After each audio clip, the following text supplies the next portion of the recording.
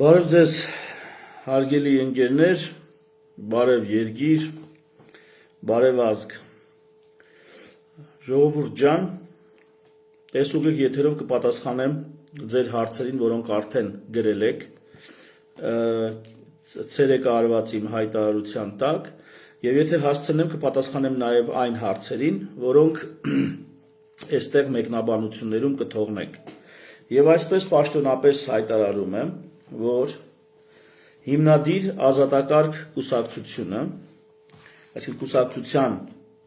ստեղծումը այսօրվանից սկսում ենք, իրականում սկսել ենք մի քանի օր առաջ, բայց հաշվի առնելով, որ J.D. Vance-ի այցն էին քննարկում, երեկ էլ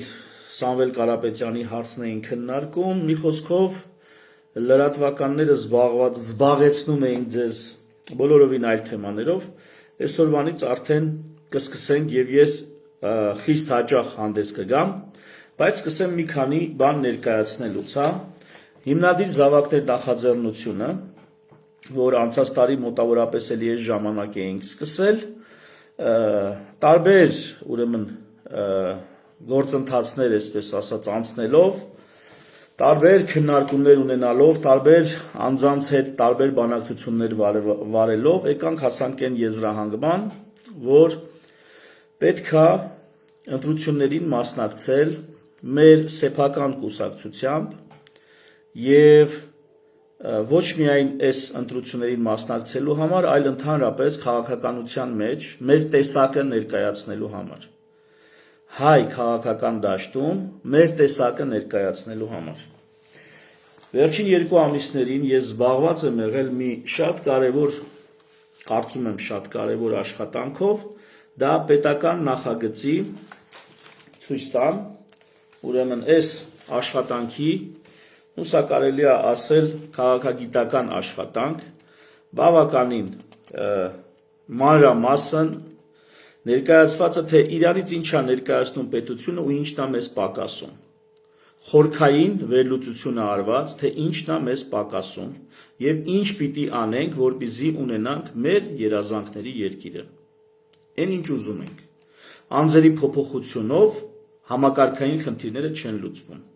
Համակարգային խնդիրները լուծվում են համակարգերի փոփոխությունով։ Այստեղ այդ բոլոր համակարգերի մասին ընդհանուր առմամբ մոտ 65 էջ է, այս շրիֆտով գրած, եթե կարող եք տեսնել, ընդհանուր առմամբ մոտ 65 էջ է եւ վերնագիրը պետական նախագիծ կամ պետականաշինության ուղեցույց։ Ես այս փաստաթուղթը կուղարկեմ մի քանի քաղաքագետների, եթե հնարավորություն լինի կուղարկեմ նաեւ մի շարք կուսակցապետերի, բայց բաց մի քանի օրից բաց դրված կլինի մեր կայքում եւ կարող եք բոլորը ծանոթանալ, կարդալ, թեև կարծում եմ առաջին հայացքից քչերին սա կարա հետաքրքրի։ Ինչ ենք առաջարկում քաղաքականության մեր մուտքով, ինչ ենք առաջարկում։ Առաջարկում ենք հարցերի հիմնահատակ լուծում։ Նախ այդ հարցերի արձանագրում, այսինքն դիագնոզ, հետո բուժում, դրանց հիմնահատակ լուծում, որ այդ ամեն ինչը գրված է ստեղ։ Այդ ամեն ինչի մասին գրված է ստեղ։ Առանձին գլուխ, ընդհանուր մոտ 11-12 գլուխ աշխատանք է։ Այդ աշխատանքին առանձին գլուխներով կանդրադառնանք, ուղիղ եթերով եւ միգուցե վիդեոների ձևով կներկայացնենք։ Կուսակցության հիմնադրմանը եւ կուսակցության ստեղծմանը մասնակցելու համար հղումը դեռ կտանք։ Այսօր պատասխանեմ մի քանի հարցերի, որպես, այսպես ասած, ռազմինկա, հա, որպես նախաբան, որպես ներածություն, մի 2 օրից ավելի մասշտաբային եւ ավելի խորքային կներկայացնենք։ Եվ այսպես նախ մի անգամից ասեմ, որ բարեմաղթանքների համար շնորհակալություն եմ հայտնում բոլորից։ Եվ հարցերը ըստ հերթականության, ինչպես գրել են, այդպես կարդում եմ եւ պատասխանեմ այդ հարցերին։ Սարգիս Նիկողոսյանը հարցնում է. Սամվել Կարապետյանը կարող է լինել վարչապետի թեկնածու, դուք ինչ կասեք Վենսի Հայաստան-Ադրբեջան այցի մասին։ Հարգելի Սարգիս, Ինձանից լավ գիտեք, որ վարչապետի տեխնացու գործող օրենքով չի կարող լինել եւ ընդհանրապես, եթե երկրի քաղաքացի չէ որևիցե մեկը, ես չգիտեմ աշխարհում կա այդպիսի երկիր, որտեղ հնարավոր է գործադիր իշխանության ղեկավարության հավակնություն ունենալ, այնպես որ այն միտքը, որ իրենք այդպես են ասել, եթե չեմ սխալվում, Սամվել Կարապետյանի համակիրները, նրանց թիմը, ասել են, որ իրենք կգան իշխանության, կփոխեն սահմանադրությունը, այնպես կանեն, որ արդեն ոչ Հայաստանի քաղաքացին կամ Հայաստանում չապրելով մարդը կկարողանա դառնալ վարչապետ։ Նու կարծում եմ սա առնվազն լուրջ չի, ես իդեպ երբ որ սա հրապարակենք մեր ձևով շարժման գոնե ինտելեկտուալներին եւ քաղաքագետներին խորհուրդ կտամ ծանոթանալ սրա հետ, որովհետեւ սա նրա մասին է, ինչ ձեր մոտ գրեթե բացակայում է ամբողջությամբ։ Սա քաղաքականության մասին է։ Եթե դուք մտածում եք օրինակ Սփյուռքի մեր հայրենակիցներին ինտեգրել Հայաստանի ներքաղաքական կյանքին, գոնե դրա համար պիտի ունենայիք կոնցեպտուալ պատկերացում եւ ներկայացնեք, թե ինչ հայեցակարգով եք Սփյուռքին ներգրավում Հայաստանի ներքաղաքական կյանքում եւ ինչ հիմքերով, ինչ քաղաքագիտական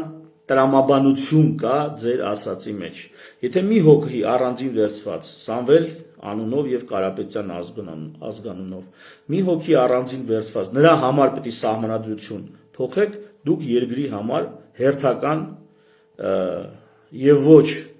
անսովոր փորձանքն եք դառնալու։ Մի հոգու համար սահմանադրություն չեն փոխում։ Սահմանադրությունը դա Facebook-ի ստատուս չի, որ ռեդակտիրված սխմես, մի երկու բան ընդե փոխես, հետո 10 սախրանից ու էդի տենց մնա։ Սահմանադրությունը մի փոքր ավելի լուրջ բան է, այդ պետական նախագիծ կամ պետականաշինության ուղեցույց, դա որ կարդաք, այնտեղ մի քանի բանով ասված է սահմանադրությունը ինչ կարգի, նախ ինչ է եւ ինչ կարգի լուրջ բան է։ Եվ դա այդպես չի արվում։ Այնպես որ ես չգիտեմ, Հայաստանում ամեն ինչ հնարավոր է, վատ իմաստով, հա, հեգնանքով եմ ասում, այնպես որ հնարավոր է նաեւ այդպիսի բան, որ մարդը չլինելով Հայաստանի քաղաքացի, քաղաքացիության ինստիտուտն է ոտնահարվում, այս մի քայլի տակ այնքան չեպեկա, որ էլ չասած։ Հա, բայց գուցե իրանց մարքեթինգն է այդպես, այնպես չի, որ ասենք մնացած ուժերը ավելի խելացի բան են առաջարկում եւ Սամվել Կարապետյանի թիմը ինչ որ թերացել է։ Եթե ընդհանուր մակարդակը վերցնենք, ապա ամենևին անմակարդակ արտահայտություն չեն արել իրանք, ամենևին անբնական չի, այս բարդակի ֆոնին շատ բնական ուրեմն մարդիկ ներկայացրել են, որ իրանք էլ կգան մի հոգու համար սահմանադրություն կփոխեն, ինչ ա եղել, որ սահմանադրությունն այդ ինչա, որ չփոխեն։ Իսկ ինչ կասեմ Վենսի Հայաստան-Ադրբեջան այցի մասին, դա ահռելի մեծ թեմա է, ողջունում եմ, չեմ ողջունում, նողկանք եմ զգում ես այն ամբողջ խոսույթի նկատմամբ, որ այս այցի հետ կապված պաշտոնական Երևանը, այսպես ասած Նիկոլ Փաշինյանն ենք ներկայացնում են։ Նողկանք եմ զգում, որովհետև խորքային լուրջ պրոցեսների հերթական մի քայլն է սա, ու այդ հերթական քայլը մեզանից ծածուկ մեր թիկունքում մարդիկ իրականացնում են։ Ինչ ասեմ, վերջը բարին լինի։ Երբ լինեմ իշխանություն, երբ ունենամ պատգամավորական իրավունք որոշակի գաղտնի փաստաթղթերի ծանոթ լինելու, կկարողանամ ավելի կշռադատված պատասխանել նման հարցին։ Իսկ այն ինչ երևում է տելևիզորով, ապա դա խիստ անբավարար է իրական պրոցեսները, գործընթացները խորությամբ գնահատելու եւ ձեզ հետ կիսվելու համար։ Մհեր Ստեփանյան, Մհերն ասում է, հա,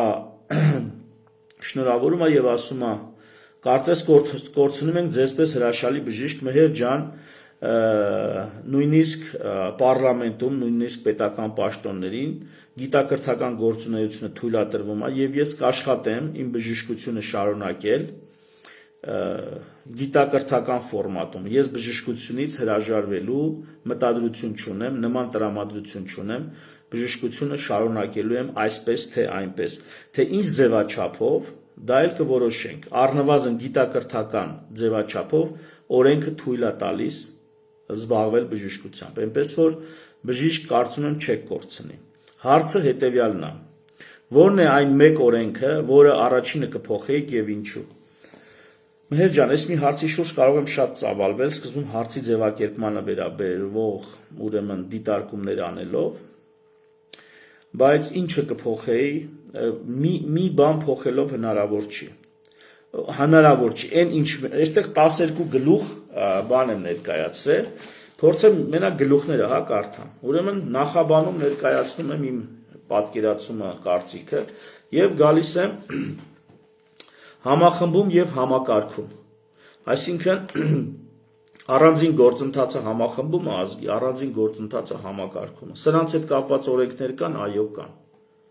Սրանց վերաբերյալ լուրջ օրենքներ կան։ Կփոխեի, իհարկե կփոխեի։ Անջորդ չգիտեմ, ինչ ասեմ։ Սոցիալական կապիտալ կամ ցեղից դեպի պետություն։ Ինչպես անել, որ ազգը ցեղային մտածելակերպից անցնի պետական մտածելակերպի, այսինքն ազգը դառնա քաղաքական ազգ։ Կա այստեղ օրենքներ փոխելու, իհարկե կա փոխելու։ Լրջագույն փոփոխություններ կան անելու։ Օլիգարխիայի երկաթե օրենք։ Ռոբերտ Միլխելսի օլիգարխիայի երկաթե օրենքին ամբողջ ուրեմն այս աշխատանքի ընթացքում անդրադառնում եմ։ Օլիգարխիայի երկաթե օրենքից բխող կողմնակի ազդեցությունները իշխանության պետքա օրենքով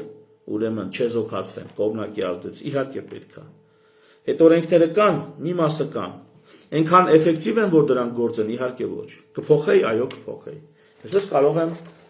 անverջ շարունակել։ Անտոմս ուղևորի խնդիր կամ free rider problem։ Անտոմս ուղևորի խնդիր, քաղաքացիական ապաթիան, քաղաքացիական պասիվությունը։ Սրա վերաբերյալ օրենքներ կգրեի, իհարկե կգրեի։ Սրանցից ամեն մեկը ինչ ստեղ դրած է, սրանցից ամեն մեկը ֆունդամենտալ նշանակություն ունի, երկիրը երկիր է, թե չէ։ Խիստ կարևոր։ Եվ որևիցե մի օրենք ասել եւ բոլորը փոխել, կարելի է թերևս փիլիսոփայական այսպես պատասխան տալ, որ կարձանագրեի մի նախադասությամբ, որ մենք բոլորս խաղում ենք ընդհանուր կանոններով, ընդհանուր խաղ։ Մենք, այսինքն ցանկացած մեկով Հայաստանի Հանրապետության քաղաքացի է, մենք ընդհանուր խաղի, ընդհանուր կանոններով, ընդհանուր խաղի մասնակիցներ ենք։ Այդ խաղը չեն կարա չխաղան ու այդ կանոնները չեն կարա խախտեն։ Ահա այդպես մի հատ օրենք կգրեի, բայց սա ավելի շատ փիլիսոփայական դիտարկում է,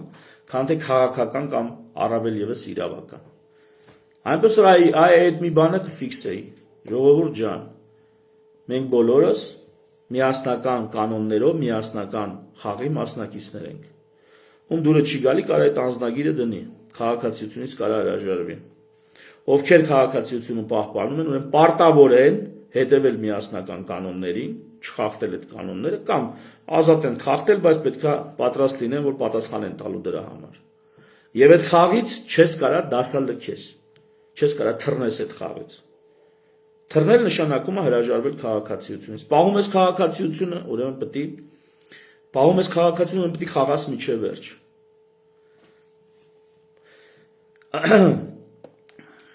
Բժիշկ ջան Նվերը Ավագյան ասում է ընտրություններում դաշինք կազմելու եք, ոչ, հարգելի Նվեր, դաշինք կազմելու մտադրություն չկա այսօր։ Բազմաթիվ քննարկումներ են եղել, մենք կուսակցություն չենք բացել, որ այս կամ այն ուժի հետ համագործակցություն ստեղծենք եւ միասնական ուժերով գնանք ընտրություններին։ Մինչև այսօր մենք կուսակցություն չենք բացել, բայց որևիցե բանակցություն չտվեց իր արդյունքը։ Ձեզ համար հիմնականում ընդունելի ինչքան ուժ գիտեք, գրեթե բոլորի հետ այս կամ այն ձևաչափում եղել է բանակցություն։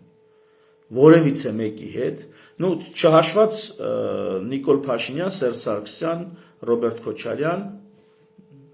Արման Թաթոյան, իրանց չհաշված, մնացած գրեթե բոլորի հետ, էլի մի երկու հոգի կա, որ բանակցություն չեն կարել։ Մնացած բոլորի հետ բանակցություն եղել է։ դաշինք կազմելու, նույնիսկ ասում եմ ընդհանուր ցուցակով, իրանց կուսակցության ցուցակով գնալու, ընդհանուր հայտարարի չենք եկել, չենք հանգել։ Ինչու դրա համար կան բազմաթիվ պատճառներ, մի բան մենակ կասեմ, ով որ ինձ կասի, դաշինքով ինչ որ մեկի հետ համագործակցի, այսինքն այլ կուսակցության հետ, ես խնդրում եմ, այդ ինչ որ մեկին բերեք, հրապարակավ թոնստի բանակցությունների մեզ հետ։ Հրապարակավ բանակցենք, մի հատ տեսեք ինչա տեղի ունենում այդ բանակցությունների ընթացքում։ Ով կասի այսինչի կամ այնինչի հետ հայք գնա համագործակցի կամ ընկերներով գնացեք եւ համագործակցեք, ես էլ պատասխան որպես ասում եմ, բերեք այդ ինչ որ մեկին, թող նա պատրաստ լինի կամերայի առաջ, կամերաների առաջ, հրապարակավ, ժողովրդի աչքի առաջ բանակցի։ Ես պատրաստ եմ դրան։ Մի հատ տեսեք ինչա ստացվում այդ բանակցություններից եւ ինձ թվում է 1-2 նման փորձից հետո էլ ոչ ոք չի ասի գնա այսինչի կամ այնինչի այդ բանակցի։ Չեմ ասում վատն են։ Դրա մասին չի խոսքը։ Բայց ինքներդ ձեր աչքով տեսնեք, որ պատկերացնեք ինչի մասին է խոսքը, ինչա տեղի ունենում։ Եվ օգտատերը հարցնում է. բոլորին դեմ եմ կուսակցության ձեր վերաբերմունքը համագործակցելու միտումներ կան թե ոչ։ Բոլորին դեմ եմ կուսակցության նախաձեռնող խումբը իմ ընկերներն են, մեր ընկերներն են։ Մենք տարուց ավել միասին բազմաթիվ քաղաքական քննարկումներ ենք արել, բազմաթիվ, նույնիսկ իրենց կուսակցության հիմնադիր համագումարից մեկ շաբաթ առաջ էլի բավականին բուրըն բանակցությունների մեջ ենք եղել։ Իրանց հետ մի կետում, այսինքն մի կետում չէ, բայց հիմքում մի կետն էր պրոբլեմ, որ իրանք ասում էին պետքա ուրեմն, եթե չենք հաջողում կառավարություն վերցնել, պետքա մանդատները դնենք ու դուրս գանք։ Իսկ ես կարծում եմ, որ պետքա ավելի երկար խաղանք։ Ես կարծում եմ, որ այս ընտրությունները քաղաքականության համար մուտքի դուռ են, բայց դրանով չի ավարտվում, դրանով սկսում է կինոն։ Ու բավականին լուրջ ու երկար կինո կա։ Դեռ կհասցնեմ ես ձեզ դա ապացուցել, հա, որ բավականին լուրջ ու բավականին երկար կինո կա, նայելու եւ այդ կինոն նկարելու եւ այդ կինոյի մեջ խաղալու եւ այդ կինոյի սցենարի վրա ազդելու Հայաստանի Հանրապետության քաղաքացին դուք ձեզանից յուրաքանչյուր այդ կինոյի sense տենենց մասնակից է։ Այլ բան ինքը ուղակի սպառում է այդ կինոյում, այսինքն զոհ է, որին գլխին ինչ բերում են ինքը ուղակի յոլայա տանում, թե ինքը գլխավոր դերերում է ենթադրենք, թե ինքը գործուն այդ կինոյում բան է փոխում։ Էս է հարցը։ Ահա բոլորին դեմ եմ հետ ի թիվս բազմաթիվ հարցերում համաձայնության եւ նաեւ անհամաձայնության կրիտիկական է եղել, որոշիչ է եղել, այն որ իրանք ասում են, եթե իրենք չստացվեց, որ կառավարություն ձևավորեն, ապա մանդատները դնելու են ես դուրս գան եւ դուրս գան, որին ի պատասխան ես ասել եմ, խնդրեմ հիմա մանդատները դրած դուս եկած է եւ ինչ եք փոխում, քաղաքականության մեջ ինչ եք փոխում, հենց հիմա թե բոլորին դեմի իմ ընկերները, թե ես եւ բոլորին ոչ բոլորին դեմ, այսպես ասած իմ ընկերները, հենց հիմա պարլամենտից դուրս ենք եւ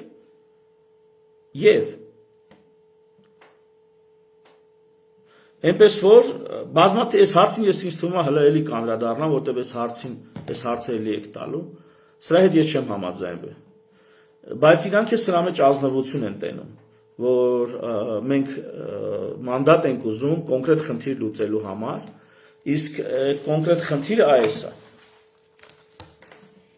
Եթե գաղափարական տեսանկյունից նայենք, ես բոլորին դեմ եմ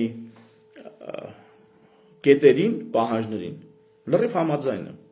Դրանով հարց կլուծվի, կարծում եմ, որ ոչ։ Համոզված եմ, որ դրանով հարց չի լուծվի։ Հարց ինչով կլուծվի այս սրանով։ Այս մասշտաբի ու այս խորության նյութ է պետք,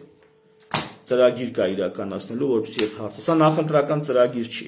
սա Հայաստանի Հանրապետության առաջիկա տասնամյակների զարգացման ծրագիրն է, քաղաքական ծրագիր է, ոչ թե գործարաններ բացենք կամ չբացենք, Այլ ինչ անես, որ գործարանը բացվի, 3 միլիոն մարդ ունես, այսպես ասած 3 միլիոն խաղացող ունես, պատկերացրեք ֆուտբոլում 10 խաղացող ունի, չէ թիմը, հիմա Հայաստանը 3 միլիոն խաղացող ունի, 3 միլիոն խաղացող, તો գործարանել կբացեն, առողջապահություն էլ կսարքեն, կրթություն էլ կստեղծեն, ամեն ինչ կանեն, 3 միլիոն խաղացող ունես, այդ 3 միլիոնին ոնց ես մոբիլիզացնում, որ դա անեն, ոնց ես արդյունավետություն հաղորդում այդ մոբիլիզացիային, այ դրա մասին է, առաջիկա տասնյակ տարիներով։ Ալեքսանդր Վարդանյան, ոնց եք սենց ամեն մեկը իրա ձևով ես քանդում ես երկիրը։ Հա, ուզեցա ձեն չհանեմ չեղավ։ Ալեքսանդրը Դավադի տեղ է, հա ուզում է ձեն չհաներ չեղավ, ու ոնց ենք ամեն մեկս քանդում ես երկիրը։ Ալեքսանդր, եթե դու ընդհանրապես քաղաքացի ես Հայաստանի Հանրապետության, եթե քաղաքացի ես, քո այդ խոսը, հա, հերիքայի ժողովրդին էշի տեղ դնեք ու քֆուրա գրում, վայ ես քո, լավ։ Ալեքսանդր, ուրեմն լավ, պատասխան չնայած շատ փիս քֆուրա գրած, բայց փորձեմ պատասխանել։ Ուրեմն ասենց, կամ դու Հայաստանի Հանրապետության քաղաքացի ես, ուրեմն քո հետ խոսալու կա շարունակի, կամ դու Հայաստանի Հանրապետության քաղաքացի չես, ուրեմն քո խոսալը էդի դռան ճռռոցից ավելի ցածր բան է։ Ուզում ես Հայաստանի ներքաղաքական, տնտեսական, մշակութային, եկեղեցի, կրոն ցավդ էլ տանեմ, դա էական չի, դու քաղաքացի ես թե չէ։ Քաղաքականությանն է վերաբերում խոսքը, դու արդեն պիտի լինես քաղաքացի։ Չես կարա դու չլինես Հայաստանի Հանրապետության քաղաքացի, խոսաս Հայաստանի ներքաղաքականից կամ արտաքին քաղաքականից։ Չես կարա, դու այդ իրավունքը չունես։ Գոնե երկքաղաքացի պետք է լինես։ Անհնար է ուրիշ ձև։ Ուզում ես խոսաս, ոնց որ ձայնի իրավունք ունենաս։ Այդ ձայնի իրավունքը ձեռք են բերում Հայաստանի անձնագիր վերցելով, թեկուզ երկքաղաքացի դառնալով։ Էսի մեկ։ Երկրորդը, եթե դու Հայաստանի քաղաքացի ես, դու երկու տարբերակ ունես։ Կամ դու գնում ես քո տեխնատությունը դնում ես, ասում ես, ես ուզում եմ բան փոխեմ, գնում տեխնատությունը դնում ես, մասնակցում ես քաղաքական կյանքին, կամ գնում քվեարկում ես, ում օգտին որ ուզում ես, կամ տղեկ ասում են, կարած բոլորին դեմ քվեարկես։ Ահա։ Դու չես կարա նստես կողքից, ասես, ես ինչ եք անում, եթե դու քեզանից բան ես ներկայացնում, արի մտի քաղաքականություն, կամ գնա ընտրի ում որ ուզում ես ընտրես, բնականաբար, եթե մեկը ընտրում է Մանասյան Հայկին, նա չի ընտրում Նիկոլ Փաշինյանին։ Հետևաբար այդ Մանասյան Հայկին ընտրումից գնա ընտրի ինքդ Նիկոլի Փաշինյանի քվեարկողի հետ ինչ գործ ունես, կոպիտ ասած։ Ում ես ուզում, գնա նրան ընտրի։ Էսի սենց, մարդ չես տենում, ընդ իսան չկա, բոլորին դեմ ես այսպես ասած, դու քո տեխնատությունը ներկայացրու, հարց չկա, բայց դու չես կարա ոչ քո տեխնատությունը ներկայացնես, ոչ էլ գնաս ինչ որ մեկի օգտին ընտրես ու կանգնես ասես երկիրս քանդում ենք։ Այդ մեծամոլությունն է, նախ դու երկիր չունես էլ, այդ քո երկիրը չի։ Այդ քո երկիրը չի, այդ քո երկիրն է, երկու քայլ ունես։ Կամ մասնակցում ես ընտրություններին որպես տեխնատու, կամ մասնակցում ես ընտրություններին որպես քվեարկող։ Երրորդ տարբերակը դու ուղակի քաղաքացիություն ունես, բայց քաղաքացի չես։ Գործիք ունես, չես օգտագործում։ Այդ դեպքում դու ընդհանրապես խոսում ես որ ինչ։ Սենց։ Գոնե հիմա այդպես է։ Կան բազմաթիվ նորահայտ ուժեր, նոր ձևավորված կուսակցություններ։ Այդքանի մեջ մեկին չեք տենում, որ ձեր սրտով է։ Եթե ոչ մեկին չեք տենում, էլի եմ ասում, այդ տարբերակն էլ կա, որ ոչ ոքին չեն հավանում, բայց այդ մարդիկ իրանց ներկայացնում են որպես տեխնացու։ Չես հավանում, ինքդ քեզ ներկայացրա։ Այ եթե դու այդքան չկաս, որ ինքդ քեզ ներկայացնես, դա արդեն հարցի մյուս կողմն է։ Դա ուրեմն սսկվի նստի տեղդ։ Ես Ալեքսանդր, հա,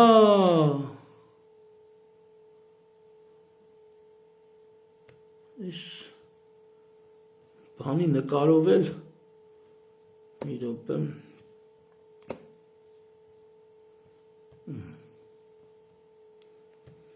Էդգար Ստեփանյան հարց է տալիս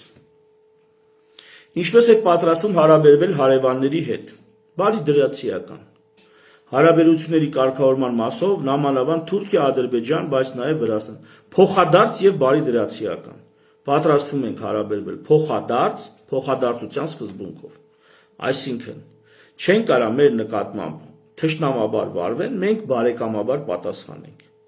Փոխադարձության սկզբունքը հարևանների հետ հարաբերությունում պահպանվելու է։ Եթե փոխադարձության սկզբունքով հնարավոր է բարի դրացիություն, ապա վարվելու ենք բարի դրացիական փոխադարձության սկզբունքով։ Ռուսների եւ ԱՄՆ հետ կապված վարվելու եք նույն քաղաքականություն, ինչ այսօրվա իշխանությունը։ Այսօրվա իշխանությունը ինչպիսի քաղաքականություն է վարում, խորքային, ոչ դուք գիտեք, հարգելի Էդգար ջան, ոչ էլ ես։ Տակից ինչ խաղ են խաղում, քանի երկրի շպիոն են, դա ոչ դուք գիտեք, ոչ ես։ Այդպես ենք շարունակելու, կարծում եմ ոչ ավելի թափանցիկ եւ հաշվետվողական եք լինելու մեր ընտրողների, մեր ժողովրդի առաջ։ Արցախի հետ կապված էջը փակ է, թե համարում եք անելիք կա։ Արցախի հարցը, բացի միջազգային իրավունքին հղում անելը, այլ բան ես չեմ կարող այսօրվա դրությամբ ասել։ Ըստ միջազգային իրավունքի Արցախի ժողովրդի ինքնորոշման իրավունքը ոտնահարված է, նրանց նկատմամբ տեղի է ունեցել ցեղասպանության ակտ։ Ահա։ Նրանք իրավունք ունեն թե վերադառնալ Արցախ, թե որոշել իրենց կարգավիճակը ինքնորոշման սկզբունքի հիման վրա։ Իրենց քաղաքական կարգավիճակը։ Այս իրավունքը ոտնահարված է։ Ռեսուրսներ ունի Հայաստանի Հանրապետությունը սպասարկելու այս իրավունքները, այսօրվա դրությամբ ոչ։ Այսպես շարունակվի չի էլ ունենալու։ Կարա Հայաստանը այնքան կայանա ներքուստ, այնքան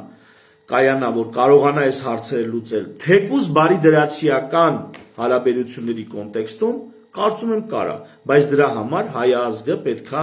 թամբալությունից, անկյալությունից, յոլա գնալու ռեժիմից դուրս գա եւ անցնի ակտիվ գործողությունների, աշխատասիրության, աշխատանքի, կրթվելու, ուսում ստանալու, վաղը այսօրվանից ավելի խելացին լինելու, ավելի հնարամիտը լինելու ռեժիմին։ Կանենք, կունենանք արդյունք, չենք անի, դե կներեք։ Հապկի հետ կապված ինչ մոտեցում ունեք եւ նույն հարցի կոնտեքստում։ Կարծում եմ, որ ընդհանրապես Հայաստանի դրությունը այնպիսին է, որ երկկողմանի հարաբերությունները ավելի լավ են, քան որ այդ բլոկային պայմանավորվածությունները։ Առավել եւս, որ մեր տարածաշրջանը բավականին անկայուն եւ տարբեր շահերի, ուրեմն բախման կիզակետում է գտնվում։ Այնպես որ նախնական տպավորություն եմ ասում, բայց մեր հիմնական ասելիքը դա արտաքին քաղաքական կողմնորոշումը չի։ Արտաքին քաղաքական կողմնորոշման համար շատ ավելի մեծ ինֆորմացիա պետք։ Մեր այս ներքաղաքական Թումանյանի ասած ներսից ենք փտած։ Մեր հիմնական քաղաքական ասելիքը ներսից վերականգնվել, ներսից կայանալ։ Ամենակարևորը, եթե դա չկա, ոչինչ չկա։ Ոչինչ անհնար չի, ոչ արտաքին հնարավոր, ոչ էլ ներքին։ Կայացած ներքինի վրա հնարավոր է արտաքին քաղաքականության մեջ մանևրել։ Իսկ այս փտած վիճակում հնարավոր չի։ Այս ինչ հիմա տեղի ունենում, սա մեր արտաքին քաղաքականությունը չի։ Սա Իրանի, Իսրայելի, Ամերիկայի արտաքին քաղաքականությունը մեզ որոշակի դիրքավորում է հարկադրել, ու մենք դրանում հայտնվել ենք։ Թուրքիայի, Ռուսաստանի, Ադրբեջանի հարաբերությունը մեզ որոշակի էլի դիրքավորում է պարտադրում, մենք դրա մեջ տեղավորվում ենք։ Չինաստանի, Եվրոպայի, չգիտեմ, էլ ես իմում արաբական աշխարհի հարաբերությունները մեզ որոշակի դիրքավորում է հարկադրում։ Մենք այսօր Հայաստանի Հանրապետությունը այսօր ինքը չի որոշում իր արտաքին քաղաքականությունը։ Ինքը սպառում է աշխարհի հզորների եւ տարածաշրջանային հիմնական խաղացողների, ինչպիսին Ադրբեջանն է։ Հայաստանը այսօր սպառում է նրանց արտադրած քաղաքականությունը։ Հայաստանը չունի սեփական քաղաքականություն։ Ավելին ասեմ, Հայաստանը չի էլ ունեցել սեփական քաղաքականություն։ Առաջ Հայաստանը սպառել է Սերժ Սարգսյանի, Ռոբերտ Քոչարյանի ժամանակ, սպառել է Ռուսաստանի թելադրած քաղաքականությունը։ Լևոն Տեր-Պետրոսյանի ժամանակ որոշակի Ամերիկա, Սովետը նոր էր փլուզվել, որոշակի խաղեր տալիս էին, բայց պտուղներ չքաղեցին, դրանք չեղան այնքան արդյունավետ, որ այսօր մենք այսօրին չլինենք։ Այնպես որ շարունակելու ենք մենք, թե չենք շարունակելու, կարծում եմ հարցը այդքան էլ ճիշտ չի, Էդգար ջան։ Հայաստանը չունի արտաքին քաղաքական, Հայաստանը սպառում է խոշոր կենտրոնների կողմից մշակված քաղաքականությունը։ Մենք ունենալու ենք մեր սեփական քաղաքականությունը, անիմաստ է գոյություն ունենալու որպես պետություն, եթե չենք ունենալու։ Ուղղակի անիմաստ է, այնպես որ այո, ունենալու ենք, այլ ընտրանք չկա։ Երկրորդ կարծիք, երկրորդ տարբերակ չկա։ Բայց ինչի հաշվի։ Այս սրա հաշվի։ Այս ծրագիրը կյանքի կոչելու հաշվի։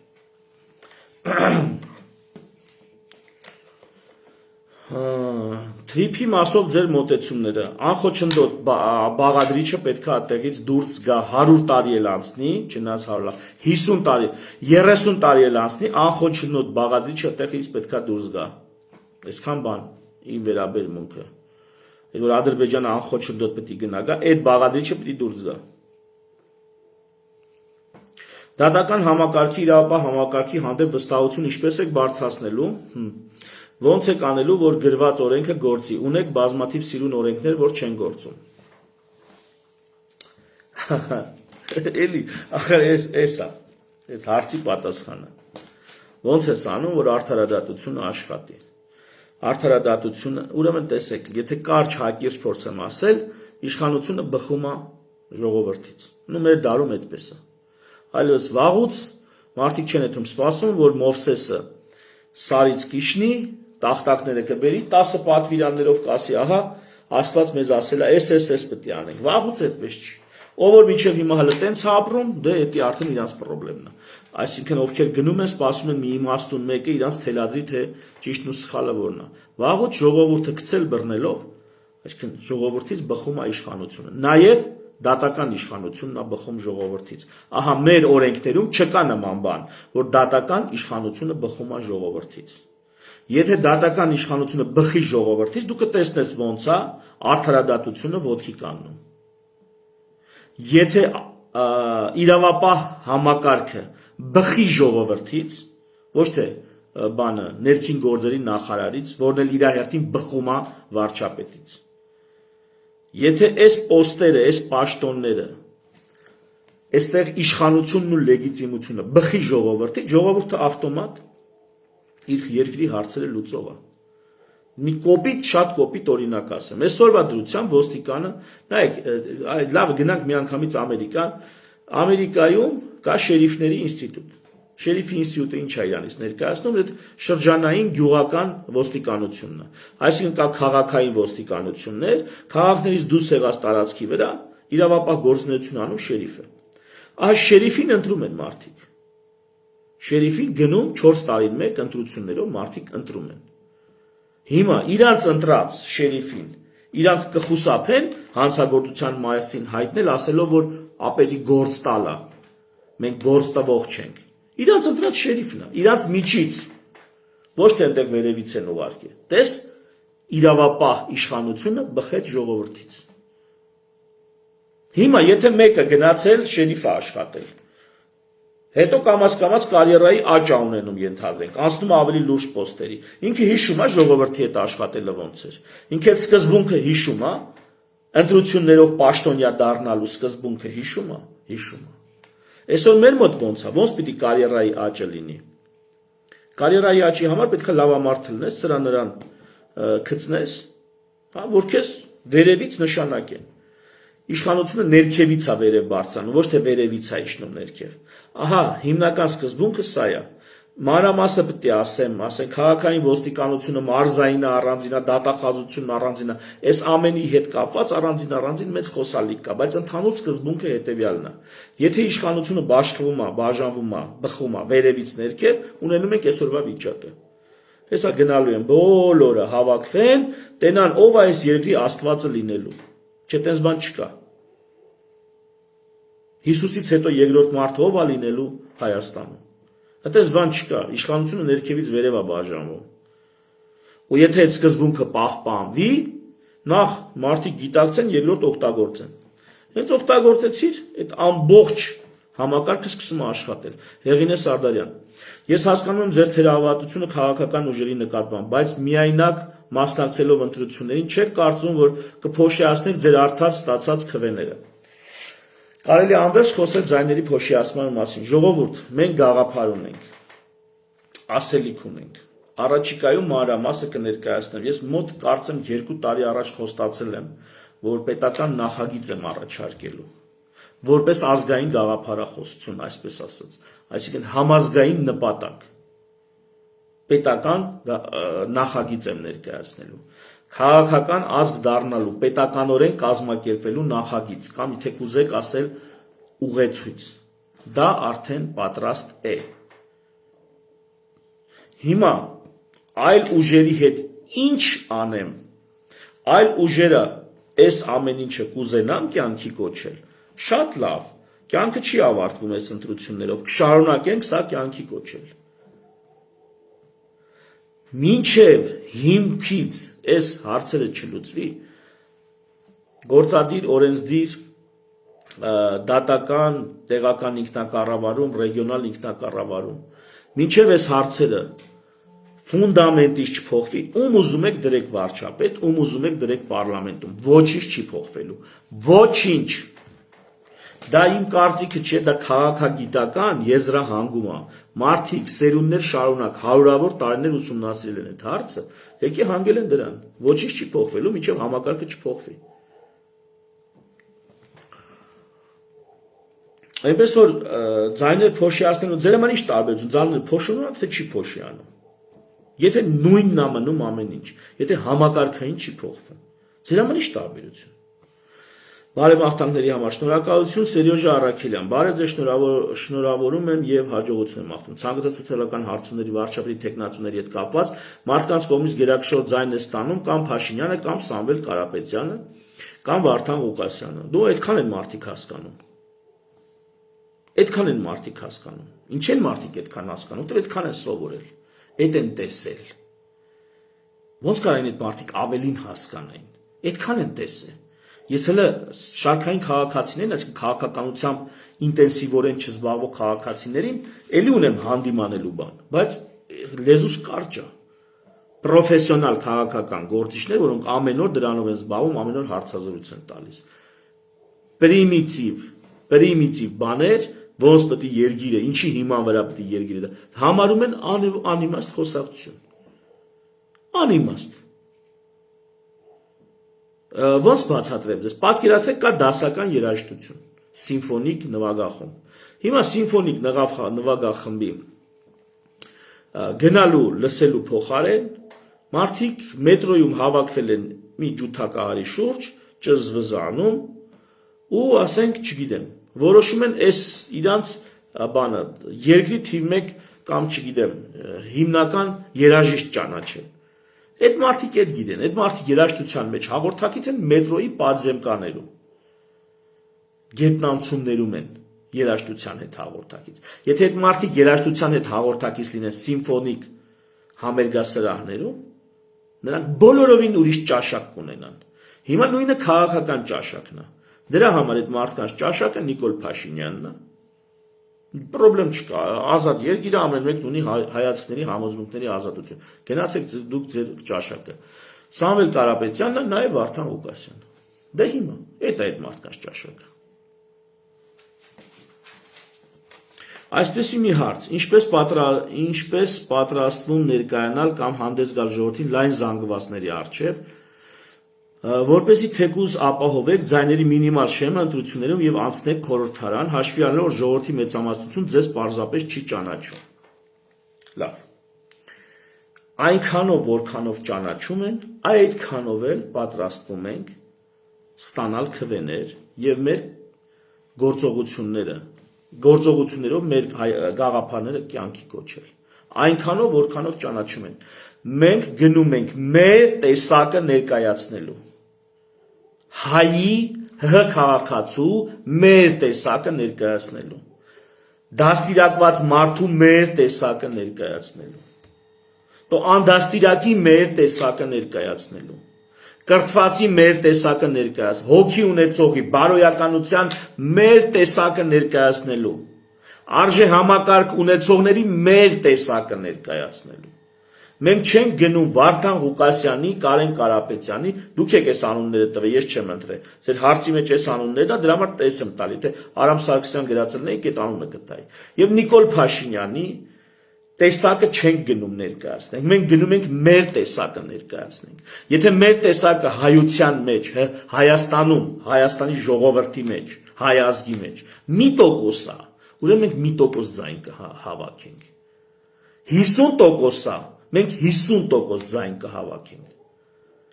Ունենք այն, ինչ ունենք, ինքներս մեզանից հուշտ չենք կլնում։ Քանի տոկոս ունենք մեզանից, այդքան տոկոսով էլ կներկայացվենք։ Բայց չենք պատրաստվում ուրանալ մեր տեսակը, որպեսզի պարլամենտում շատ ձայն կամ շատ մանդատ ունենանք։ Մենք մեր տեսակը ուրացող տեսակ չի։ Իր ինքնությունը, դաստիարակությունը ուրացող տեսակ չի։ Դրա համար ինչքան ունենք համակիր կամ ինչքան էլ կավելանան, այդքանով էլ ներկայացված կլինենք Հայաստանի քաղաքական դաշտում եւ պարլամենտում։ Ինձ թվում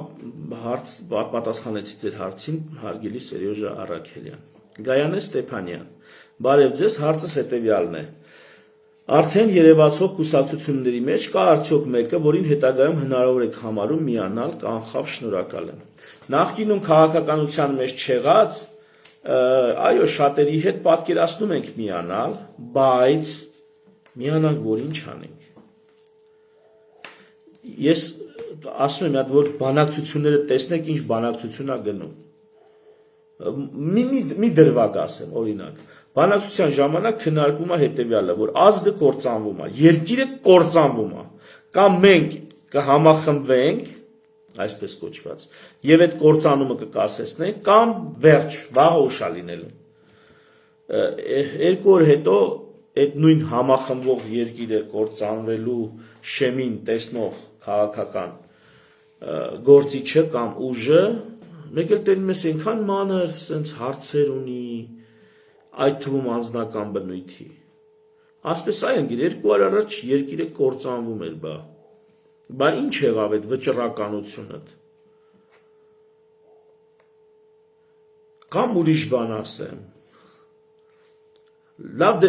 եթե կան մարդիկ, եկեք հրապարակային բանակցենք, թող ժողովուրդը տենա այդ ոնց է ալնում։ Եթե հավես ունեք, կան մարդիկ, կամ եթե ուզում եք ինչ-որ մեկի հետ հարց չկա, համագործակցենք։ Թող կան հրապարակային բանակցեն, հրապարակային բանակցելուց հետո համագործակցելու մասին դուք կասեք, արժի համագործակցել թե չէ։ Եթե ասեք արժի բանակցել, հարց չկա։ Ահա, քվեարկություն կդնենք, պրայմերիս կանենք, ասեք արժի, հարց չկա։ Հիմա տեսնեմ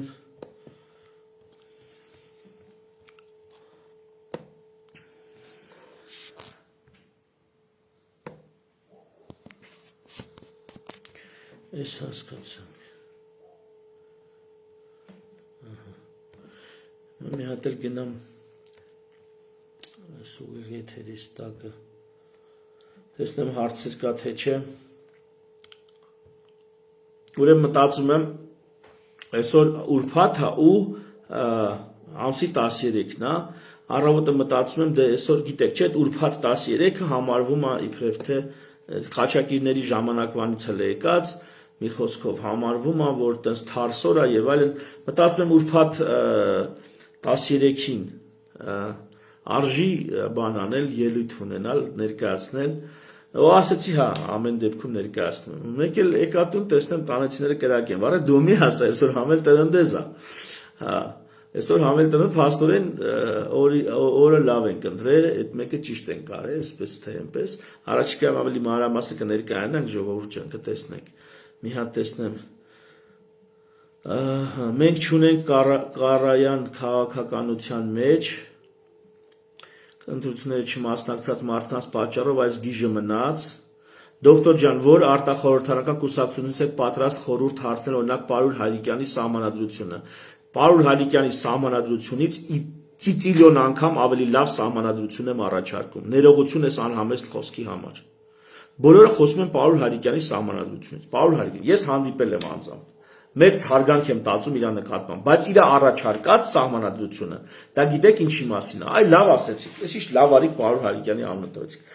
Ասում եմ, հարգում եմ նրան, պատկառանք եմ զգում իր անձի նկատմամբ, շնորհակալ եմ իր արած իր պայքարի համար, որ նա տարել է։ Էսի կարևոր է։ Հիմա գնանք իր առաջարկած սահմանադրության։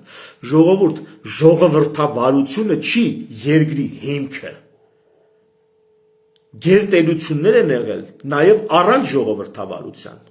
Ես չեմ ասում առանց ժողովրդավարության այսօր հնարավոր է, այսօր հնարավոր չի։ Այն ինչ մենք ասում ենք, դա ժողովրդավարություն չի, դա հանրապետականություն է, ռեսպուբլիկանիզմ է, այսինքն որտեղ պետությունը դիտարկվում է հանրային գործ, որ պիտի անեն։ Դրա մեջ դեմոկրատական ընտրությունները մի պուճուր կտորն են այդ ամեն ինչի։ Պուճուր չէ, բայց դա մի մասն է։ Ընտրությունները մի մասն է, Պարուր Հայրիկյանի ամբողջ սահմանադրական առաջարկը կենտրոնանում է ընտրությունների վրա։ Տեսադաշտից բաց թողնելով ահռելի քանակի կարևորագույն ուղղություններ։ Եվ դրա համար եմ ասում, ծիծիլիոն անգամ ավելի լավն է։ Եվ առաջիկայում տեխնոլոգիաների առաջընթացի հետ կապված լինելու է ահռելի փոփոխություններ, այդ թվում ընտրական գործընթացի մեջ։ Պիտի հասնենք դրան, որ մարդիկ իրենց տնից ասենց մտնեն քվեարկեն, իրենց տանից, ընտրությունների մասնակցությունը մեծացնելու համար ինչ ուզում ես արա, մինչև տանից չքվեարկի, то որ մի հատ էլ դրա համար կամ պետք է խրախուսվի, որ ինքը մասնակցել է ընտրություններին, կամ չմասնակցելու համար պետք է պատժվի, այսինքն պարտադիր լինի ընտրությունը։ Ուրիշ ձև այդ դեմոկրատիա ասվածը դու չես կարա գոնե ընտրական գործընթացներում կյանքի կոչել։ Իսկ ընդհանուր առմամբ Միացյալ Նահանգների հիմնադիր հայրերը վախում էին դեմոկրատիայից։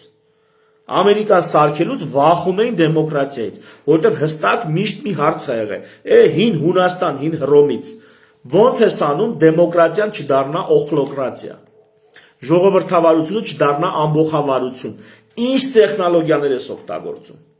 Այն ինչ առաջարկում է Պարուր Հայրիկյանը, հեշտացնում է, իմ կարծիքով, սա արդեն իմ կարծիքն է,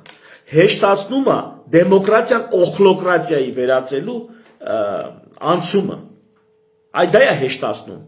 ժողովրդավարությունը ամբոխավարություն սարքելու։ Բայց դրանում չի, էլի ասում եմ հարցը։ Երբ որ ես ասում եմ, այն ինչ առաջարկում, ծիծիլոն անգամ ավելի լավն է, նկատի ունեմ հետևյալը, որ ընտրությունները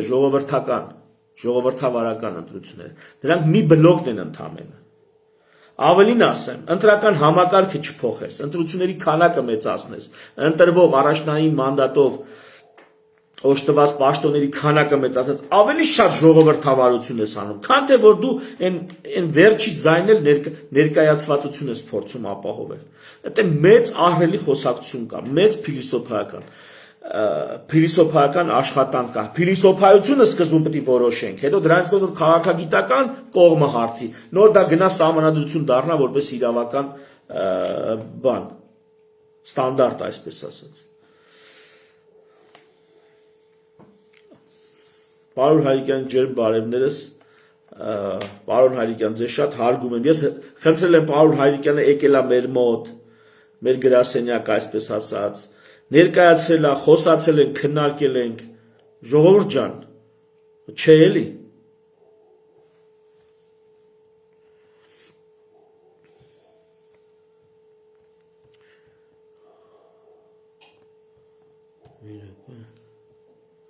Էլ ինչ։ Նու եկեք շատ չերկարացնենք, մի խոսքով, պետական նախագիծը, որ պետք է պատրաստենք, պատրաստել ենք։ Եթե կա որևիցե քաղաքական ուժ, որ տենց գաղափարախոսական կամ տենց ծրագրային ամբողջ պետությանը վերաբերվող աշխատանք ունի, շատ ուրախ կլինենք ծանոթանալ, եթե կարելի է մեզ ուղարկեք։ Ես այս նյութը կաշխատեմ առաջիկայում ուղարկել հիմնական կուսակցապետերին և քաղաքագետներին, ում չուղարկեմ ներող եղեք, ուղղակի մտքով ես չի անցել, բայց կաշխատեմ բոլորին ուղարկել և հրապարակային կդնենք մեր կայքում, դուք դրան կկարողանաք ծանոթանալ, ընդհանրապես 60 էջ է, շատ հեշտ է կարդացում, մի երկու տեղ կա մի քիչ խրթին, դժվար այսպես պահ կա, բայց հիմնականում շատ հեշտ հասկանալի է, բայց այն ամենն է, ինչ պակասում է մեզ ու առանց որի մենք առաջ չենք կարող գնալ։ Ժողովրդավարությունը, ընտրությունները դրա մի կտորն են։ բայց ընտրությունների մասին ահագին, այստեղ ընտրությունների մասին մանրամասն, ահագին, որ ասում երկար չի, գիտեք, երկար չի։ Ինչ թվում է 60 էջը 12 այս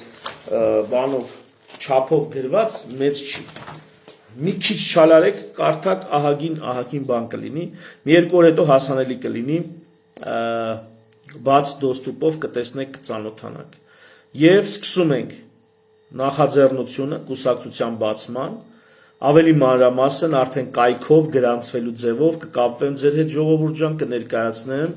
թե ինչպես կարող եք մեզ աջակցել եւ ինչպես կարող ենք իրար հետ ճանապարհ գնալ։ Այսինքն ինչպես կարող եք միանալ, ինչպես կարող ենք միասին ճանապարհ գնալ։ Այսօրվա համար թերևս այսքանը, շնորհակալություն ուշադրության համար։ Հիմա էլ կարող եք նամակներով արձագանքել, գրել, բայց պաշտոնապես, այսպես մոբիլիզացիան մի երկու օրից նոր կսկսի։ Թերևս այսքանը։ Շնորհակալություն, ցտեսություն, ամենայն բարիք։ Ձեզ բարի հանգստյան օրեր։